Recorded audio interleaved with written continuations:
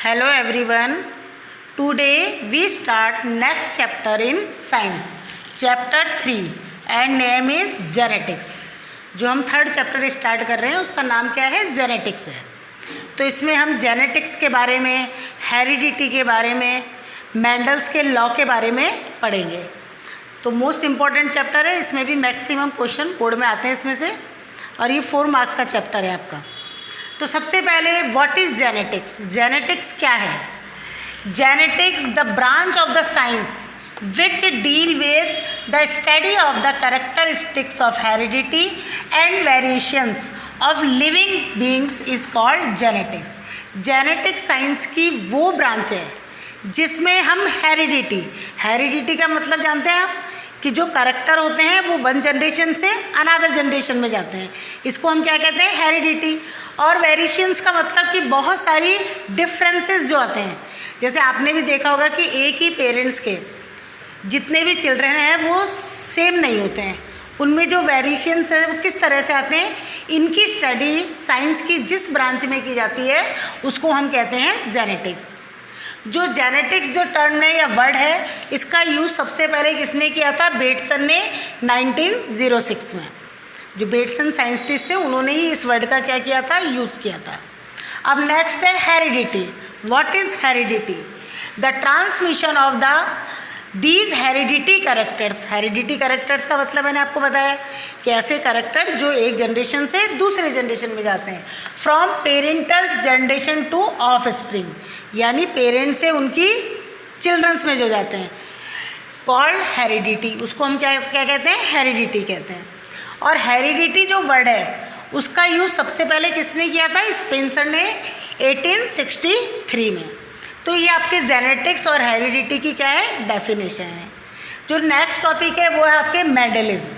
Mendelism क्या है? तो जितने भी ये हेरिडिटी जेनेटिक्स के बारे में जिसने बताया था वो साइंटिस्ट थे मेंडल.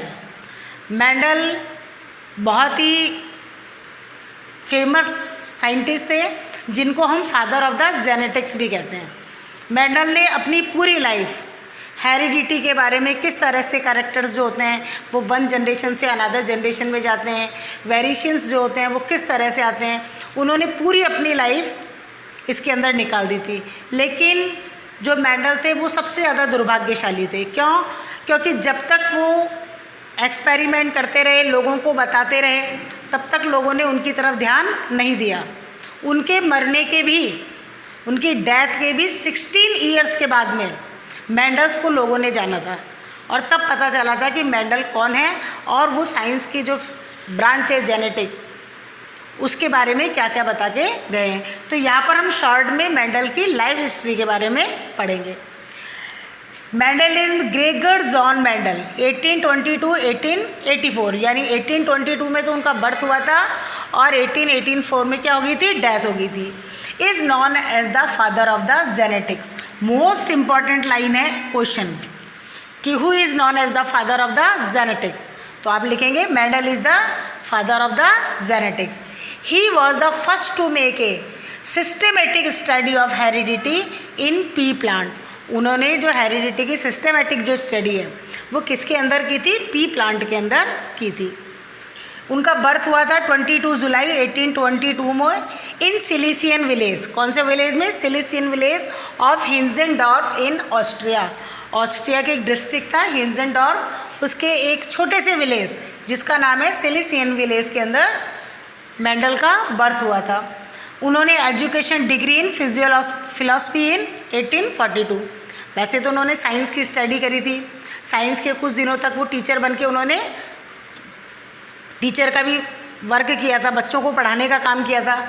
और फिलॉसफी के बारे में उन्होंने 1842, जिसको हम कहते हैं दर्शन शास्त्र हिंदी में, उसके बारे में स्टडी करी. अब ऑक्यूपेशन क्या था? प्रिस्ट इन ब्रून. प्रिस्ट का कहते हैं हम फादर. चर्च के अंदर जो पूजा पाठ करते हैं, जैसे हमारे टेम्पल में क्या होते हैं? पुजारी होते हैं. इसी तरह से जो चर्च वगैरह होते हैं उनमें जो पूजा पाठ करते हैं इनको प्रिस्ट या फादर, उसके उस पर उन्होंने वर्क किया, वो भी ऑस्ट्रिया के अंदर ही 1843 में. अब उन्होंने किसके ऊपर वर्क किया? He performed hybridisation experiment on garden pea. उन्होंने किसके ऊपर जो अपने एक्सपेरिमेंट थे, हाइब्रिडेशन जो एक्सपेरिमेंट थे वो किसके ऊपर किए थे? गार्डन पी पर, और इसका बॉटनिकल नेम है पाइसम सैटाइवम। यहाँ से भी इम्पॉर्टेंट क्वेश्चन बनता है कि मेंडल ने जो अपने एक्सपेरिमेंट थे, हाइब्रिडेशन के ऊपर जो एक्सपेरिमेंट थे वो कौन से प्लांट पर किए। आपको इसमें गार्डन पी लिखना जरूरी है, कंपलसरी है। यदि आपने पी प्लांट लिख दिया तब भी आपको मार्क्स पूरे नहीं मिलेंगे, क्योंकि जो पी होती है वो कई तरह की होती है, wild P, sweet pea, bitter P और गार्डन पी। तो जो गार्डन पी जो हम सब्जी बनाते हैं पी की घर में, उसको क्या कहा जाता है? Garden pea. तो आपको गार्डन पी लिखना इंपॉर्टेंट है। कौन से प्लांट पे किया? Garden pea. बॉटनिकल नेम है Pisum sativum. For 7 years and presented the result to the Brunn Society of Natural History in 1866। और उन्हें जो भी वर्क किया उस वर्क को कहाँ पर प्रेजेंट किया था? कि ब्रून के अंदर एक मैगजीन निकलती थी जिसका नाम था the Brunn Society of Natural History. एक बार बोर्ड में ये भी क्वेश्चन पूछा गया है कि जो मेंडल ने के जो एक्सपेरिमेंट थे या मेंडल का जो वर्क था वो कहाँ पर, उसने किस में प्रेजेंटेड किया था उसको, या कौन सी मैगजीन के अंदर वो पब्लिश्ड हुआ था। तो ये मैगजीन का नाम है the Brunn Society of Natural History in 1866। Based on his experiment and result on garden pea plant, the law of inheritance were given, which is known as Mendelism. उन्होंने गार्डन पी पर जो experiment किए, जो result दिए और उनके base पर जो लॉ बनाए गए, उन्हीं लॉ को किसके नाम से जाना जाता है? मेंडलिज्म के लॉ के नाम, मेंडलिज्म से जाना जाता है। तो इस तरह से ये शॉर्ट में मेंडल की लाइफ हिस्ट्री थी। अब सिलेक्शन ऑफ पी प्लांट। अब आप ये सोचेंगे कि मेंडल ने गार्डन पी पर ही एक्सपेरिमेंट क्यों किया? वो कोई और भी तो प्लांट ले सकता था, किसी और प्लांट पर भी एक्सपेरिमेंट कर सकता था, तो उसने गार्डन पी को ही क्यों सेलेक्ट किया? Most important question. ये जितना भी मैं आपको पढ़ा रही हूँ उसमें सब में से, जहाँ पर से मैं बता रही हूँ सब क्वेश्चन बोर्ड में पूछे जा चुके हैं। Why is Mendel select pea plant for his experiment? कि मेंडल ने अपने एक्सपेरिमेंट के लिए पी प्लांट को ही क्यों सेलेक्ट किया? इसके रीज़न बताइए। 3 मार्क्स का क्वेश्चन बोर्ड में 2 या 3 बार, पिछले नेक्स्ट ईयर से ही, लास्ट ईयर से ही 2-3 बार तो रिपीट हो चुका है। तो फर्स्ट इसके क्या क्या रीजन थे? P plant in A herb in nature. जो प्लांट होता है पी प्लांट वो कौन से नेचर का होता है? हर्ब नेचर का। प्लांट आपने पढ़ा है, छोटी क्लास से आप पढ़ते आ रहे हैं, हर्ब, शर्ब और ट्री। तो बहुत छोटे छोटे जो प्लांट होते हैं उनको हम क्या कहते हैं? Herb nature. That so many plant grow in A small area. ऐसा करने से उसने क्या करा कि छोटे से एरिया में ही बहुत सारे प्लांट को क्या कर लिया था? ग्रो कर लिया था। यानी जो चर्च के जो गार्डन था, चर्च के अंदर ही उन्होंने, चर्च के पीछे एक छोटा सा गार्डन था, उसी के अंदर इन प्लांट को क्या कर लिया? लगा लिया। इसके लिए मेंडल को बहुत लंबा चौड़ा कोई फील्ड नहीं देखना पड़ा। Next, it is an annual plant, so number of generation could be study in less time. तो पी प्लांट होता है, आपको पता है कि जो पी होती है जो हम सब्जी बनाते हैं वो केवल किस में आती है? सर्दियों में ही आती है। तो इसको ऐसे जो केवल एक उसमें सेशन में जो आते हैं उनको हम क्या कहते हैं? Annual plant. तो बहुत छोटा इसकी लाइफ साइकिल होती है, तो वो जनरेशन बहुत कम टाइम में जो बहुत सारी जनरेशन की क्या करता गया? स्टडी करता गया। लेस टाइम में उसको बहुत 2-3-4 कोई एक्सपेरिमेंट किया, फिर उसके रिजल्ट के लिए जैसे कोई 2-4-5-10 साल का उसको वेट नहीं करना पड़ा। उसको जो रिजल्ट थे वो बहुत लेस टाइम के अंदर मिलते जा रहे थे।